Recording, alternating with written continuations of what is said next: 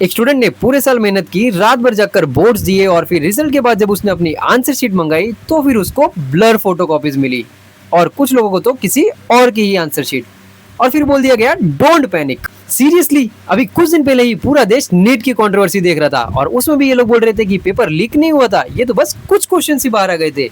और अभी ये जस्ट सीबीएसई का नया मेस। बच्चे बोल रहे हैं पेजेस ब्लर है, आंसर्स नहीं दिख रहे, पोर्टल क्रैश हो रहा है, यहाँ तक कि पेमेंट्स भी फेल हो गई।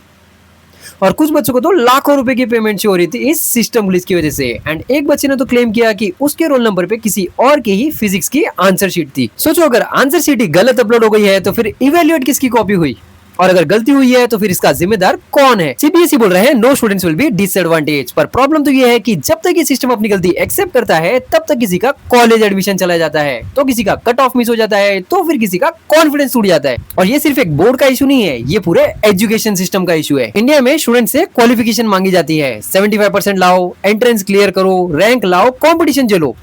तो फिर ये जो एजुकेशन सिस्टम चला रहे हैं उनके लिए कोई क्वालिफिकेशन क्यों नहीं है। आज एक ब्लरी आंसर शीट है, कल कोई मिसिंग पेज होगा, फिर परसों कोई सिस्टम ग्लिच होगा और हर बार बोला जाएगा ओनली ये फ्यू स्टूडेंट्स वर अफेक्टेड। लेकिन जिस स्टूडेंट का फ्यूचर बर्बाद होता है उसके लिए तो ये फ्यू नहीं होता ना। इंडिया आज डिजिटल हो रहा है, एआई आ रहा है, सेमीकंडक्टर्स की बात हो रही है और यहाँ तक कि 5 ट्रिलियन इकोनॉमी की बात हो रही है। पर जब अगर बेसिक एजुकेशन ट्रांसपेरेंसी सिक्योर नहीं है तो फिर ये यूथ सिस्टम पे ट्रस्ट ही कैसे करेगा। इशू सिर्फ मार्क्स का नहीं है, इशू है अकाउंटेबिलिटी का। और जब तक स्टूडेंट सिर्फ मीम बनाकर चुप रहेंगे तब तक कोई लॉ नहीं बदलेगा। क्योंकि सच तो ये है कि इंडिया का फ्यूचर क्लासरूम में बैठा है और ये सिस्टम है कि उनको बिल्कुल भी सीरियसली नहीं ले रहा। बाकी आपके क्या थॉट्स है, कमेंट्स में जरूर बताओ।